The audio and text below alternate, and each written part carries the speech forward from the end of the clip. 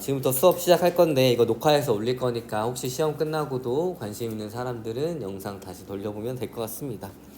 자, 그러면 우리가 저번 시간에 유전자 풀이 변한다. 그러면은 개체군의 진화가 일어난다라고 배웠었는데 과연 유전자 풀은 어떤 요인들에 의해서 변화가 나타나는지 보도록 하겠습니다. 첫 번째는 돌연변이에요. 돌연변이의 원인은 방사선, 화학물질, 바이러스 등이 있고 이 DNA의 변이가 일어나서 개체군 내에 없었던 새로운 대립 유전자가 만들어지는 것을 돌연변이라고 합니다. 집단 내에 존재하는 모든 유전적 변이의 원천이므로 진화의 요인으로 해당할 수 있어요. 특히 생식세포에서 일어난 돌연변이는 얘가 수정해가지고 개체가 만들어지기 때문에 자손에게 유전이 되어 개체군의 유전자 풀에 대립 유전자의 종류와 빈도의 변화를 일으킬 수 있습니다. 예를 들어서 이 정상 적혈구에 있는 정상적인 헤모글로빈의 염기 서열을 보게 되면 CTT라는 DNA 염기 서열이 있습니다. 얘가 하나만 A로 바뀌었을 때 글루탐산이 발린으로 바뀌게 되고 이 하나만 바뀐 것으로 인해서 단백질의 구조가 달라져가지고 비정상적인 헤모글로빈이 만들어지게 됩니다. 그래서 이렇게 남모양 적혈구가 나오게 될 수 있어요. 이런 식으로 여기에서 얘기하는 것은 DNA 염기 서열 중에 하나만 바뀌어도 비정상적인 적혈구가 만들어질 수 있다라는 얘기입니다.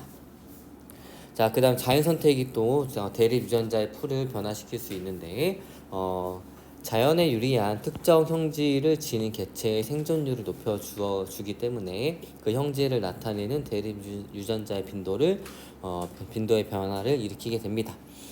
예를 들어서 이제 어두운 나무에 밝은색 벌레와 이제 어두운색 벌레가 있으면 밝은색 벌레가 훨씬 더 포식자의 눈에 잘 띄기 때문에 어두운색이 훨씬 더 많이 살아남죠. 이 어두운색 유전자의 빈도가 증가한다는 얘기입니다. 이 말은 즉슨 대립 유전자의 빈도가 변하니까 진화가 일어나고 있다라는 얘기예요.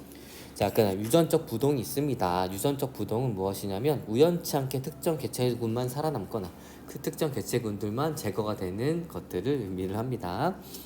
개체군의 크기가 작을 때 우연한 사건으로 개체군의 특정 대립 유전자의 빈도가 급격히 증가하거나 감소하는 현상입니다. 자연선택과의 차이점은 자연선택은 생존에 유리한 개체가 살아남지만 유전적 부동은 우연치 않은 사건으로 제거가 되는 거기 때문에 생존에 불리한 개체들이 살아남을 수 있는 확률도 높아지게 됩니다. 알겠나요? 자, 병목 효과와 창시자 효과가 있어요. 병목 효과는 무엇이냐면 가뭄, 홍수, 산불, 질병, 지진, 남획 등으로 개체군의 크기가 줄었을 때 살아남은 개체군의 대립 유전자의 빈도가 이전 개체군과 크게 달라지는 것입니다. 말 그대로 병의 목 현상이에요. 요런 집단이 있었는데 특정 사건으로 인해서 이 개체군들만 살아남게 됐습니다. 그럼 얘네들만 이제 자손을 낳기 때문에 이전 집단과는 상당히 다른 유전적 구성을 가진 집단이 만들어질 수 있다는 얘기입니다. 그래서 병의 목을 통과한 애들만 살아남는다는 얘기예요. 자, 그 다음에 창시자 효과는 개체군에서 일부 개체가 우연히 새로운 지역으로 떨어져 나와 정착하면서 나타나는 현상으로 이 정착한 집단의 유전자 빈도는 원래 집단과 달라지게 됩니다. 예를 들어서 기존 개체군이 이렇게 있었는데 우연한 사건으로 몇 마리만 이렇게 건너갔어요. 얘네들만 구성이 된 집단으로 만들어지기 때문에 기존 개체군과 서로 다른 유전적 구성을 가진 개체군이 만들어진다는 얘기입니다. 유전자 흐름인데 두 집단 사이의 개체군의 이제 이주나 배우자의 이동으로 두 집단 사이의 유전자 풀이 달라지는 현상을 의미를 합니다. 대립 유전자가 개체군 안으로 유입되거나 유출이 됩니다. 그리고 유전자 흐름이 일어난 두 집단 사이의 유전자 풀의 차이는 감소하게 됩니다. 서쪽 사슴 개체군과 동쪽 사슴 개체군이 있었는데 몇 마리가 이렇게 이주하게 되면 새로운 유전자가 들어오기 때문에 동쪽 사슴 개체군의 유전자 풀의 변화가 생기게 됩니다. 자, 이제 생물의 개통과 분류에 대해서 볼게요. 생물의 개통이라고 하는 것은 무엇이냐면 다양한 생물 간의 진화적 유연 관계를 개통이라고 하고 이것을 그림으로 표현한 것, 나무 형태로 표현한 것을 개통수라고 합니다. 개통수 작성에는 생물의 형태나 발생, DNA 염기 서열 등 진화 과정을 보여주는 다양한 형질이 이용이 됩니다. 그래서 어떤 형질을 선택하느냐에 따라서 개통수는 조금씩 달라질 수 있어요. 개통수를 통해 생물 사이의 유연 관계와 진화 경로를 쉽게 파악할 수 있습니다. 자, 개통수 공통조상이 밑에 있고 공통조상으로 이렇게 분리가 되고 그 다음에 특정 형질에 의해서 이렇게 또 분리가 되는 겁니다. 개통수 아래에는 공통조상이 위치하고 가지 끝에는 현재 존재하는 생물종이 위치합니다. 공통조상에서 나뭇가지를 따라가면 나뭇가지가 갈라지는 분기점이 있는데 분기점은 한 공통조상에서 두 계통으로 나누어져 진화하였음을 의미를 합니다. 최근 공통조상을 공유할수록 유연관계가 가까워요. 그래서 침팬지와 개가 유연관계가 가깝고 악어는 도마뱀보다는 까치와 훨씬 더 유연관계가 가깝습니다. 그래서 여기가 만약에 침팬지, 그다음에 이게 사람이라고 하면 사람과 침팬지의 조상이 원숭이가 아니라 침팬지와 그다음에 사람의 공통 조상이 과거에 있었다라는 얘기입니다. 자, 그다음 분류 계급 종속, 과목, 강문, 계예요. 자, 분류 공통된 특징을 바탕으로 생물을 여러 무리로 나누는 것을 의미를 합니다. 생물 사이의 계통을 밝히는 것이 그 목적으로 분류 계급 종을 가장 하위 단계로 하여 유연 관계에 따라서 상위 단계의 생물을 그룹으로 묶어서 나타낸 것입니다. 종속, 과목, 강문, 계, 역으로 구분이 됩니다. 종의 정의와 학명 보도록 할게요. 생물학적 종이라고 하는 것은 자연 상태에서 교배가 가능하고 생식 능력이 있는 자손을 낳는 집단을 생물학적으로 같은 종이라고 이야기를 합니다. 학명이라고 하는 것은 국제적으로 통용되는 생물의 이름인데 만약에 호랑이가 있으면 우리나라에서 호랑이지만 외국에서 호랑이라고 하면 못 알아듣겠죠. 그래서 공통적으로 불러줄 이름이 필요한데 그런 것들 학명이라고 합니다. 학명은 아무렇게나 짓는 것이 아니라 국제 명명 규약에 따라서 정해지는데 처음에 이 이명법을 이런 명명하는 방법을 제시하는 사람이 린네라는 사람이에요. 린네가 제시한 이명법을 사용을 합니다.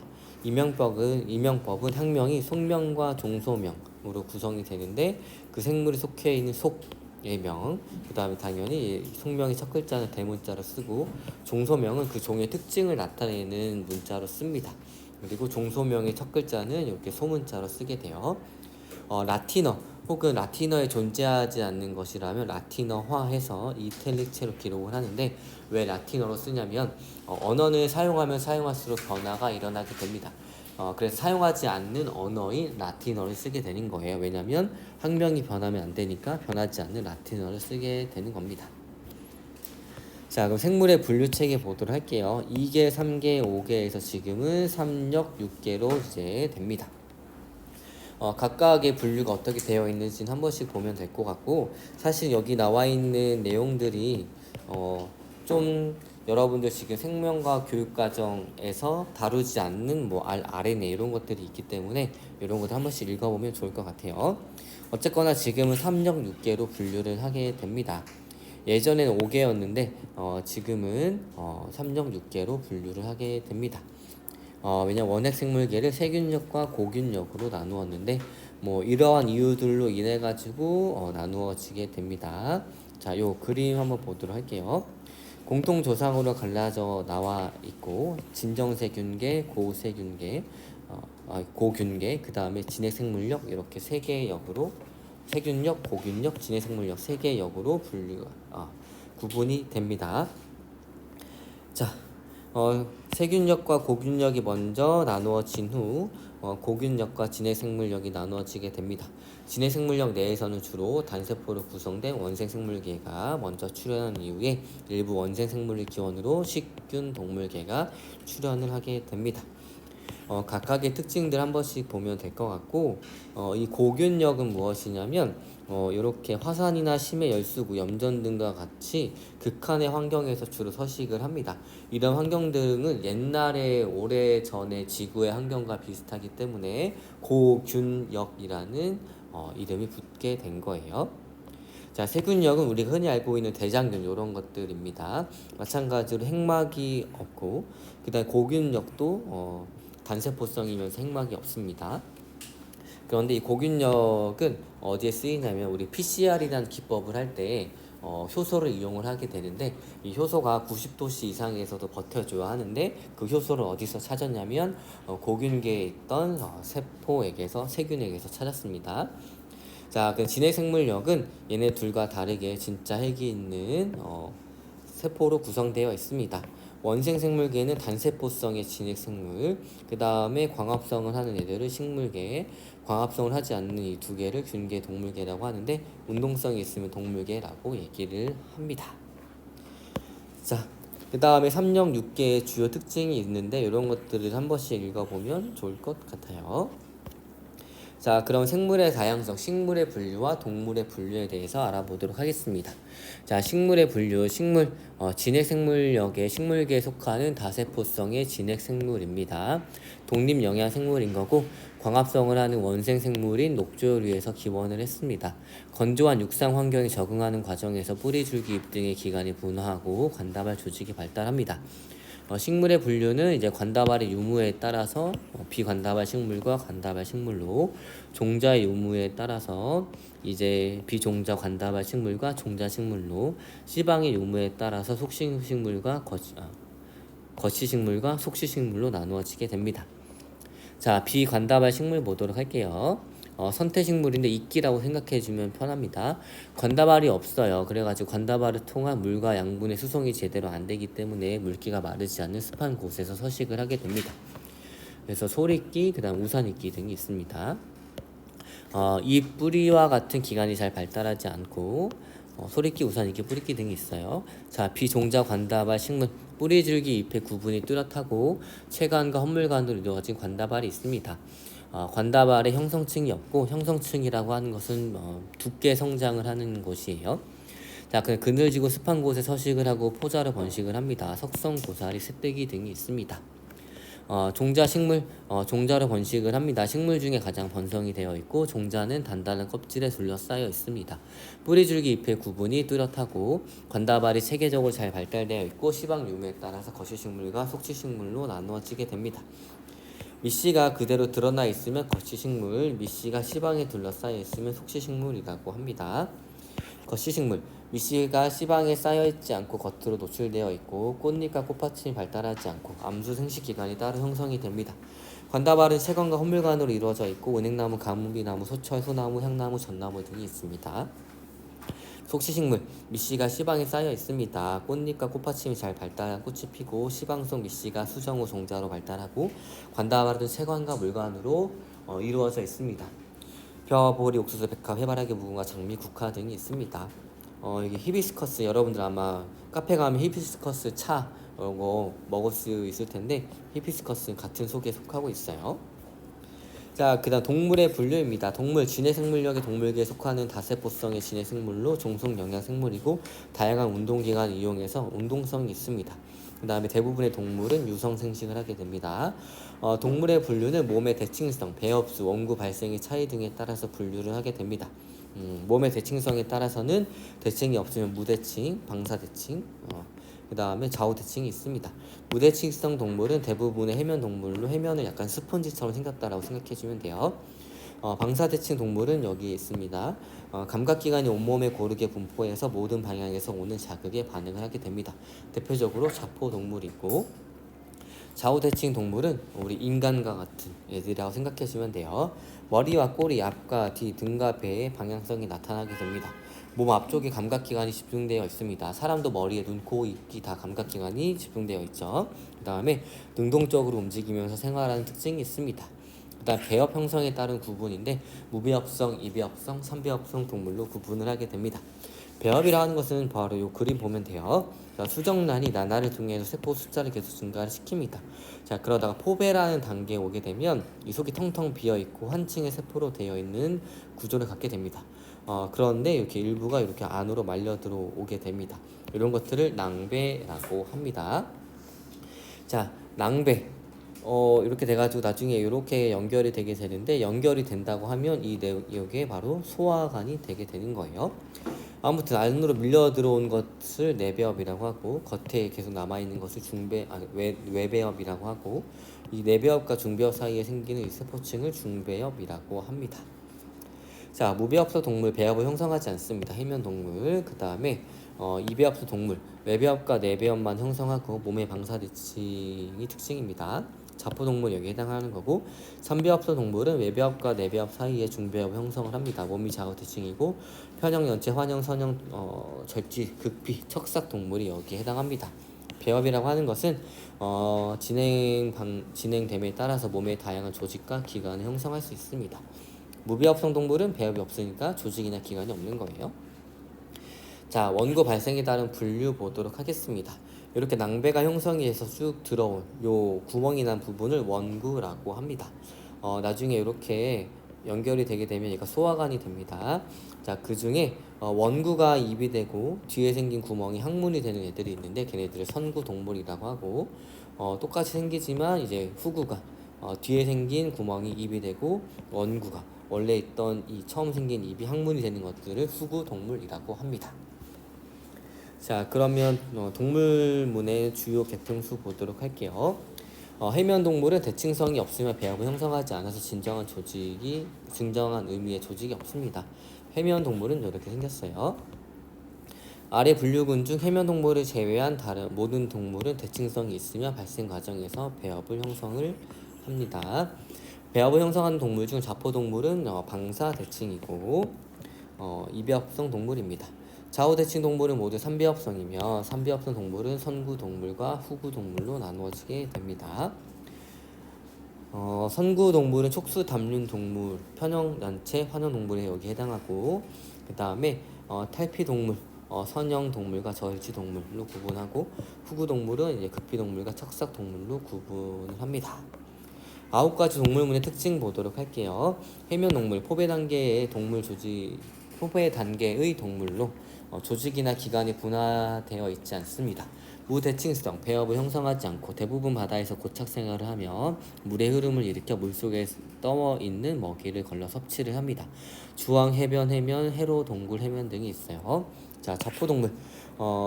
몸은 방사대칭이고 이비합성 동물입니다. 자세포가 있는 촉수를 이용해서 먹이를 잡거나 몸을 보호합니다. 여기 나와 있는 해파리, 그 다음에 산호, 말미잘, 히드라 등이 있습니다. 자세포에 날카로운 이제 갈고리 같은 독성 물질을 내는 것이 있기 때문에 해파리 여기 끝에 몸이 닿지 않도록 주의해줘야 합니다. 자, 편형 동물.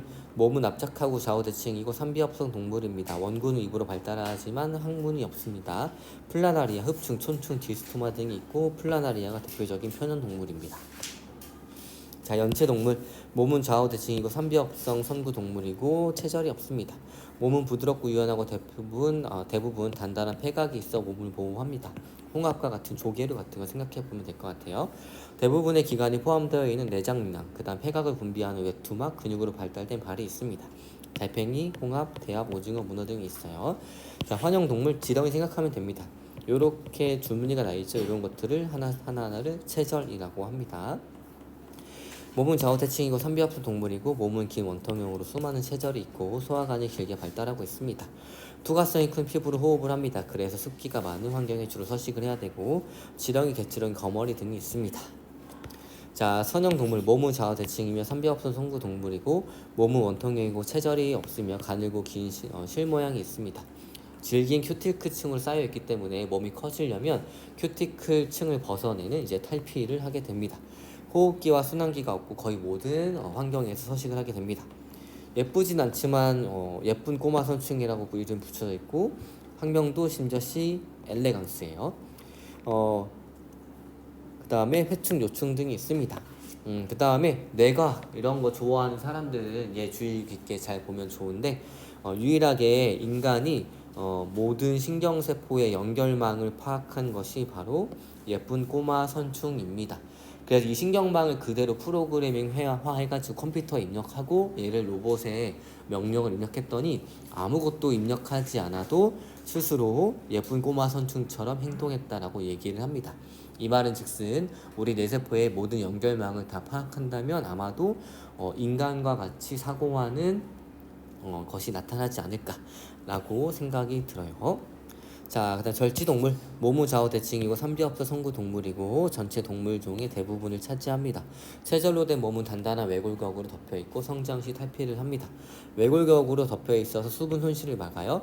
외골격을 언제 느낄 수 있냐? 여러분들이 바퀴벌레 잡을 때 우두둑하면서 부서지는 그 느낌이 바로 외골격이 부서지는 그런 느낌이에요. 그다음에 다리에는 관절, 몸에는 쇠절이 있습니다. 그다음 일부 곤충은 날개가 있어가지고 비행이 가능하고 화분 매개자 역할이 가능합니다. 잠자리, 나비개, 가재, 거위, 전갈, 누리개, 진해, 진드기 등이 있습니다.